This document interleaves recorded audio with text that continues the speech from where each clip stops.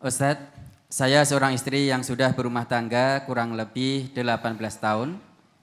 Pada awal pernikahan kami sangat bahagia, meskipun dalam keadaan masih serba kekurangan. Tetapi seiring bertambahnya tahun, saya baru mengetahui karakter suami saya. Ternyata dia seorang temperamental dan mudah marah. Tiap dia melakukan kesalahan lalu saya tegur, justru malah sebuah tamparan yang saya dapati. Kelakuan itu saya rasakan hingga anak saya mulai masuk SMP. Lalu dengan sabar dan ikhlas saya hadapi cobaan itu. Saya selalu berdoa agar suami saya senantiasa dibukakan pintu hatinya. Alhamdulillah, doa-doa saya didengar oleh Allah. Singkat cerita, suami saya sekarang sudah tidak pernah memukul saya lagi. Dia sholatnya pun makin rajin. Bahkan kalau sudah waktu sholat tiba, dia selalu mengingatkan saya, terutama ketika sholat subuh. Tapi Ustadz, seiring perkembangan zaman teknologi, terutama semenjak adanya HP, saya justru menemukan tabiat baru suami saya. Meskipun rajin sholat dan rajin ngaji, tetapi dia juga rajin telepon dan SMS-an kepada perempuan lain secara diam-diam. Yang paling menyakitkan, perempuan itu adalah tetangga saya sendiri.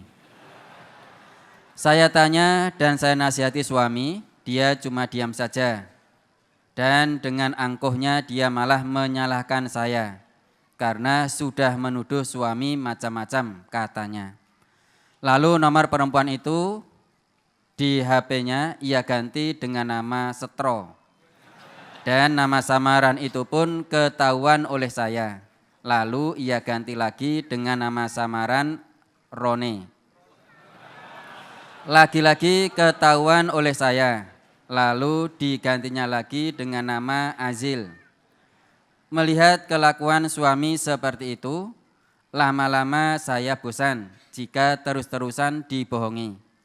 Tapi saya percaya dengan surat 6 ayat 44. Sepandai-pandai manusia menyimpan kebohongan, suatu saat Allah akan membukakannya. Ternyata benar.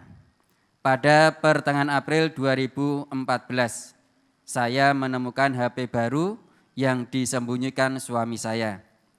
Dalam HP itu saya tak mengenali nomor HP yang dipakai suami saya. Tapi nomor perempuan itu justru malah ada di dalamnya. Dengan perasaan campur aduk, saya tanya suami saya dan saya pun sampai memberikan dua pilihan. Mau pilih keluarga atau pilih perempuan itu. Kalau pilih keluarga, saya suruh dia meninggalkan kebiasaan itu.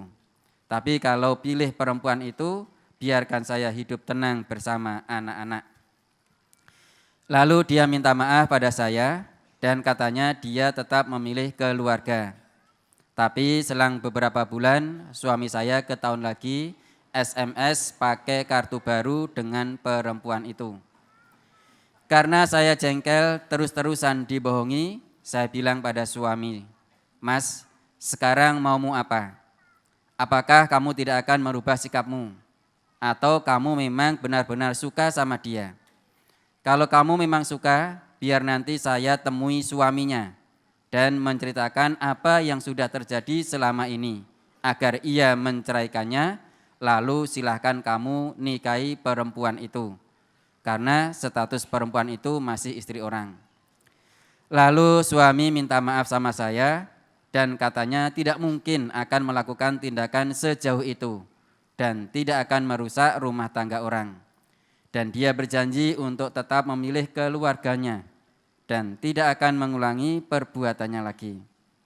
Tapi Ustadz, meskipun suami saya berubah, tapi saya tak mudah lagi percaya pada suami. Pertanyaan 1, bagaimana kiat-kiatnya untuk mengembalikan kepercayaan kepada suami saya? 2, apakah saya ini termasuk orang yang diliputi perasaan was-was dan rasa takut? Tolong jelaskan surat berapa, ayat berapa, kalau hadis riwayat siapa, karena saya pernah dengar kalimat itu. 3, apabila suami saya pernah melakukan perbuatan yang melampaui batas tanpa sepengetahuan saya, halalkah pernikahan saya? Ustadz, saya mohon doanya agar keluarga kami senantiasa menjadi keluarga sakinah, mawaddah, warahmah, dan mohon nasihat untuk suami saya agar tidak melakukan perbuatan yang campur aduk, ngaji tertib, sholat tertib, maksiat juga tertib. Mohon nasihatnya mumpung suami sekarang sedang ada di gedung ini. Karena kalau di rumah suami lebih memilih nonton acara tinju dibanding nonton siaran langsung akad pagi, Ustaz. Nabi kita sudah mengatakan, tadi baru saya bacakan tadi, hujibatin nar bisyahwat, wa hujibatil jannah bil makarih. Jalan menuju neraka itu penuh daya tarik, penuh syahwat, keinginan-keinginan. Ya tak? Dia sudah punya istri, lah kok mencintai istri orang lain? Sebetulnya yang dicari apa? Ya? Yang kamu cintai, yang kamu ingini di istri orang lain tadi ya ada di tempat istrimu ya ada. Sing digoleki apa aja kan ada nanti. Tapi senenge kalau dengan istri halal itu tidak begitu, tapi yang haram tadi penuh daya tarik. Ya kan? Mula karena penuh daya tarik banyak kali-kaliku, nganggo ki konangan HP, ganti nomor, ganti jeneng Pak, bahkan Pak Roni barang itu. Nah. Iya. Roni harus tuntut, tidak terima itu namanya dicatut. Nah, polisi namanya dicatut. Ya itu semua. Itu apa yang dituju? Nah sekarang kamu sendiri yang punya suami tadi merasa bahagia, senang. Berapa lama kamu nikmati itu, senangnya itu, bersuami itu? Nah itulah dunia itu mataul ghurur, mataung kolil, kesenangan yang sedikit. Ya, sekarang dengan suaminya isinya was-was. Kayak suami saya bisa berubah apa tidak. Ya. Nanti berubah dengan putus dengan tetanggamu karena punya suami, dia nanti dengan wanita lain. Ya, itu memang setan itu pandai. Setan itu bisa merubah pandangan manusia yang jelek itu menjadi baik. Ya, belum tentu wanita yang dicintai tadi lebih cantik daripada istrinya. Tapi karena istri ibaratnya makanan sudah biasa makan. Terus bosan golek panganan liya walaupun ya harus menerjang larangan Allah, dosa. Nah, itu semua dah setan, bujuk rayu setan. Maka dari itu Allah lah yang benar. Apa suamimu bisa berubah? Nek watake kaya ngono kuwi angel. Watake ngene angel. Ya. Nanti kalau mati baru menyesal. Ya. Tetapi kalau memang dia mau taat kepada Allah dan Rasul-Nya, taat betul, baru dia akan berubah.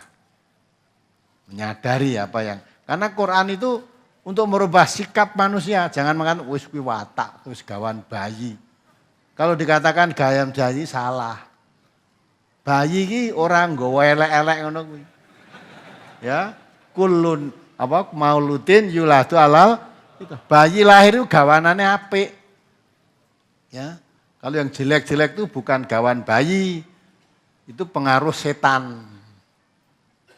Kalau gawan bayi baik.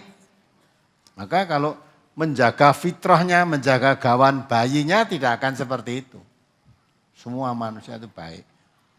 Bayi anak orang jahat pun gawanannya baik. Orang kok digawani elek. Coba dibaca surat Al-Hijr ayat 39.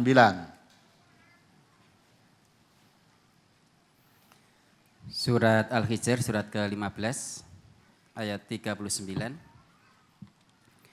Qala rabbi bima aghwaytani la uzayyinanna lahum fil ardi wa la ughwiyannahum ajma'in. Ia, yakni iblis berkata, Tuhanku, oleh karena engkau telah memutuskan bahwa aku sesat, aku pasti akan jadikan kejahatan terasa indah bagi mereka di bumi. Ya, Dan aku akan menyesatkan mereka semuanya. ya kan? Dan akan menjadikan suatu kejahatan akan dijadikan perasaan melakukan jahat itu rasanya indah sekali. Ya, indah. Maka dia selalu berusaha menutup pandangan jangan sampai istrinya tahu. Jadi wedine karo istrinya, jangan sampai tahu. Tapi kepada Allah lupa bahwa kalau kamu berdua Allah yang ketiga. Allah yang kalau kamu tiga Allah keempat. Kamu berada jumlah lebih dari itu atau satu saja, satu orang. Allah itu yang kedua.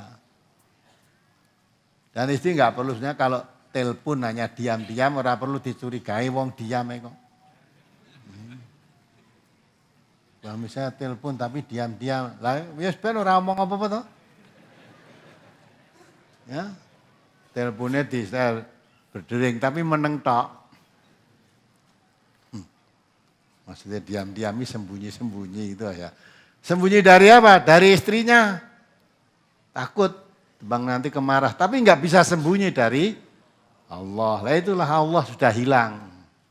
Walaupun ngajinya tekun, tertib, sholatnya tertib, maksiatnya tertib, itu berarti tidak percaya kepada Allah, tidak percaya kepada yang dikaji, tidak percaya kalau Allah itu selalu menemani dia di mana saja berada. Nah, itu tidak bisa berubah kalau dia tidak mau merubah dirinya sendiri. Allah mengatakan innallaha la yughayyiru ma biqaumin hatta yughayyiru ma bi anfusihim. Allah tidak merubah keadaan suatu kaum kecuali kaum itu mau merubah keadaannya sendiri. Dan pada ayat ini tadi juga dijelaskan laisa hudahum tadi loh. Ayat berapa tadi? Halaman 3, Ustaz. Ya, dibaca ayo. Laisa 'alaika hudahum walakinallaha yahdi man yasha wa ma tunfiqu min khairin fali anfusikum wa ma tunfiquna illa ibtigha'a wajhillah wa ma tunfiqu min khairi yuwaffa ilaikum wa antum la tutlamun. Bukanlah kewajibanmu menjadikan mereka mendapat petunjuk, akan tetapi Allah lah yang memberi petunjuk atau memberi taufik siapa yang dikehendakinya. Dan apa saja harta yang baik yang kamu nafkahkan di jalan Allah, maka pahalanya itu untuk kamu sendiri. Dan janganlah kamu membelanjakan sesuatu melainkan karena mencari keridhaan Allah. Dan apa saja harta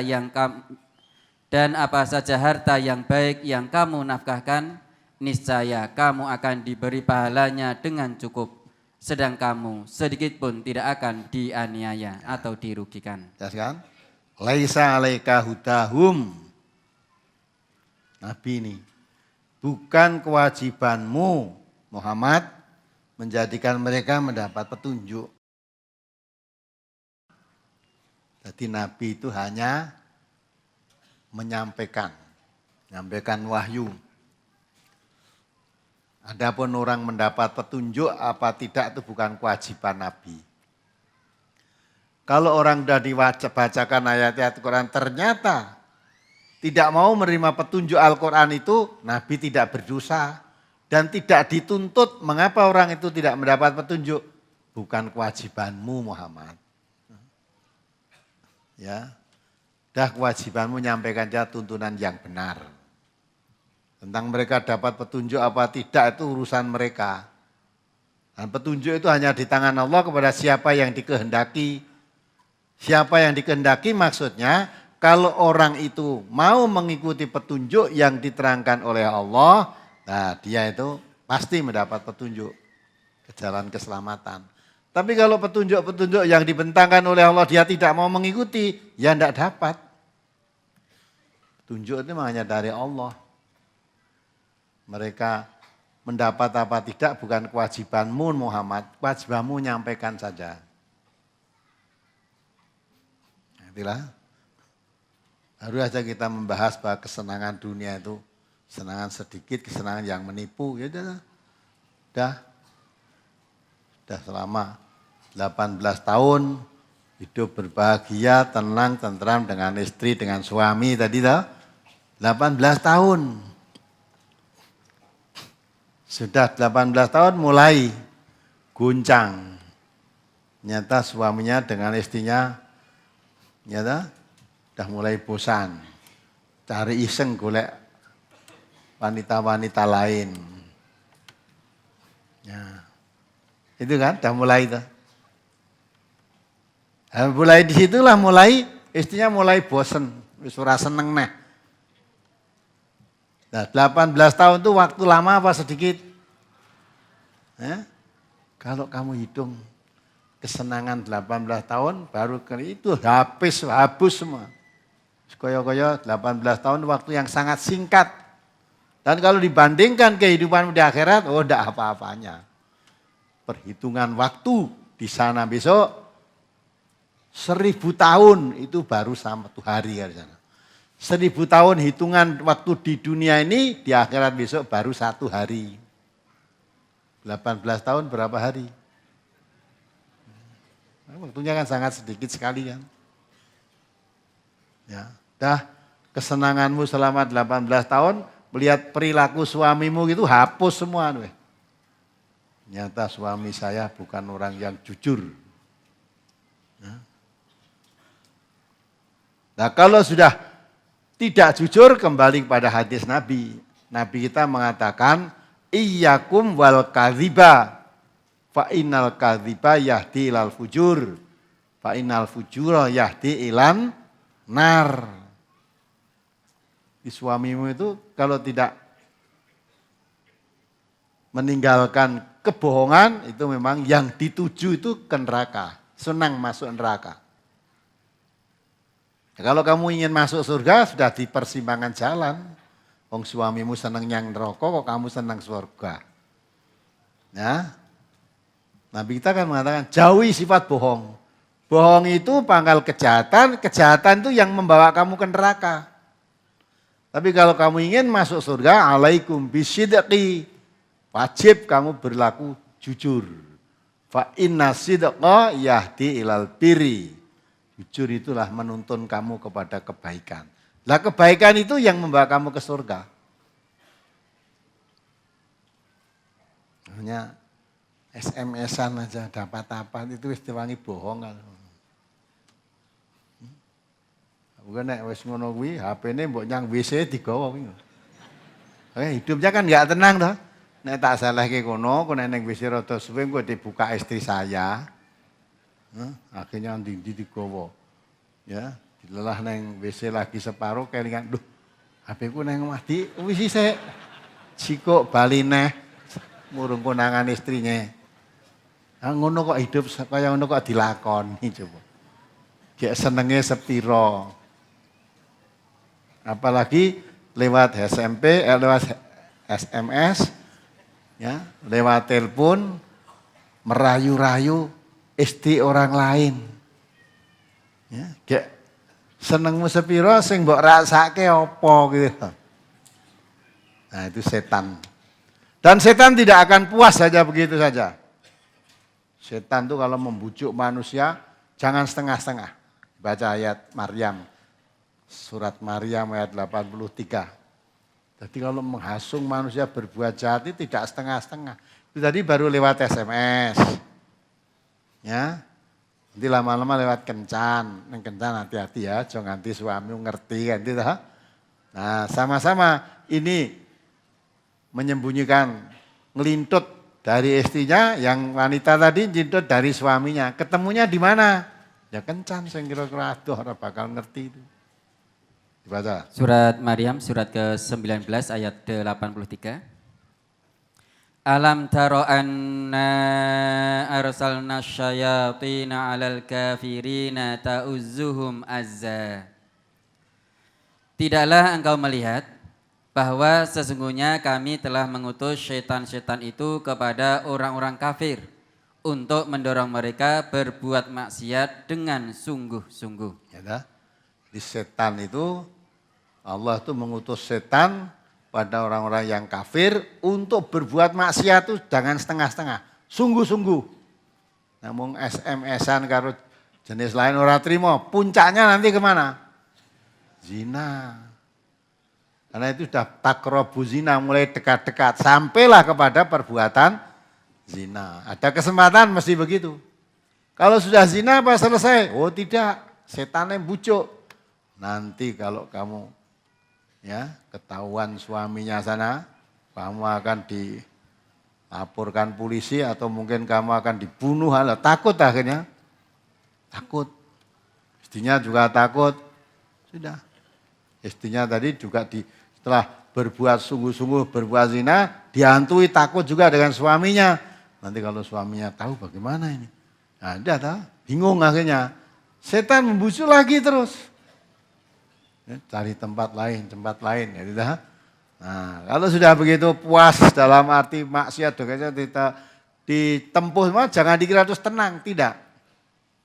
Nanti kalau sampai ketahuan, apalagi kamu tokoh di masyarakat, apalagi kamu pegawai negeri, kamu akan dipecat, ya, kamu akan dicemooh oleh tetanggamu, ya, daripada kamu itu lebih baik kamu mati gitu. Ya, mati akhirnya bunuh diri. Nah, newes bunuh diri rampung. Maka setan tuh menggoda manusia berbuat maksiat itu sampai masuk kubur. Nek urung goda terus. Goda terus. Nah, yang berbuat begitu sembunyi-sembunyi tidak diketahui. Saya kalau yakin kalau sudah kamu ketahui tadi bukan baru sekali. Sudah lama itu. Kalau baru sekali 2 kali masih ditutup oleh Allah. Kalau nanti konangan ini wah berarti sudah lama. Itu Allah yang mengatakan, coba dibaca surat Ibrahim 42. Mbok kowe senang zina, senang delik-delik wes delik. Akhirnya dibuka oleh Allah itu nanti. Diberi tangguh itu untuk berpikir, tak teruske apa aku tobat. Lah kamu teruskan, jangan dikira orang lain tidak tahu. Nanti akhirnya dibuka oleh Allah. Yang tadinya kamu dianggap orang baik, orang tekun ngaji, tekun beribadah, akhirnya matanya terbelalak. Tibanya nek wong Jawa ngandake nyolong petel tenan iki. Itu apik tibake kok. Nah, coba dibaca. Surat Ibrahim surat ke-14 ayat 42. Wala tahsabannallaha ghafilan amma ya'maluz zalimun. Innama yuakhiruhum liyaumin taskhasu fihil absar. Dan janganlah engkau mengira bahwa Allah lengah dari apa yang diperbuat oleh orang-orang yang zalim. Sesungguhnya Allah menangguhkan mereka sampai hari yang pada waktu itu mata mereka terbelalak. Ya kan? Jadi kalau kamu berbuat zalim, berbuat dosa, berbuat ini tidak diketahui orang, jangan dikira Allah lalai. Itu masih diberi tangguh oleh Allah. Mumpung belum konangan wong akeh, kamu akan sadar terus tobat. Apa mumpung tidak konangan, sudah sekian lama enggak konangan, kamu merasa aman malah. Nah, merasa aman, dari teruskan. Neng kene iki aman kone lah terus. Nah kalau itu tidak kamu gunakan untuk bertobat, nanti akhirnya Allah membuka mata mereka terbelalak. Melihat kamu itu kaget. Sama ini dipandang orang alim, dipandang orang baik, tibae demenane akeh. Ya, senengane ngerusui bojone tanggane. Apa yang terjadi begitu? Nah, itu dah. Ya, itulah. Maka kalau suami ada di sini ya mudah-mudahan ikut mendengarkan. Ora kok malah ngancam, wah ngono dilapor ya titenono keteko omah. Nah, kalau suami itu orang baik, orang beriman, zadathum iman. Tambah imannya dengan terangan ayat ini, tambah imannya sampai di rumah istrinya dicelum, dirangkul, diciumi, terima kasih. Ya, terima kasih. Kamu sampaikan pada Ustaz, diterangkan, saya jadi sadar, saya akan bertobat, saksikan saya tobat. Pada Allah ya tak? Tapi kalau suamimu hatinya kotor, ya diterangkannya malah zadathum rijsan ila rijzihim tambah benci. Wes sesuk aku ora sudi ngaji aku. Ngaji dilaporkan nang kono. Iku sasare kan aku sapa sing ngerti ora disebut jenenge kok. Kamu sapa, rungguhmu ngendi, omahmu ngendi ya wis ora nyebutke kok. Ya, malah sing disebut Pak Roni gitu kok. Ya. Nggak tahu. Nah, ayat ini diterangkan untuk siapa saja. Kebetulan tadi istri ibu tadi yang tanya, bukan tidak mungkin suami-suami suami-suami ibu itu yang lain juga ada yang seperti itu. Mau istrinya tidak menanyakan, tapi pertanyaan ini untuk suami-suami yang lain. Ada enggak yang begitu? Oh, ada toh. Dong aku dewe-dewe itu kok. Wis dong aku dewe-dewe. Ada ngomong adai berarti kan lakoni. Nah orang lakoni ya orang ngerti mesti lah karena saya ya begitu wah berarti ya enak aku yang ngono kuwi kok.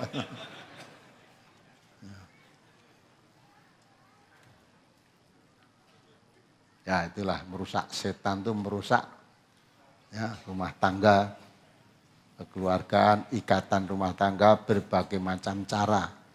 Memang mencari teman untuk hidup di neraka.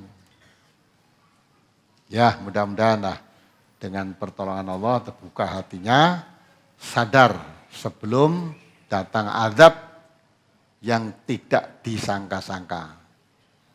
Ya, datangnya azab tidak disangka-sangka.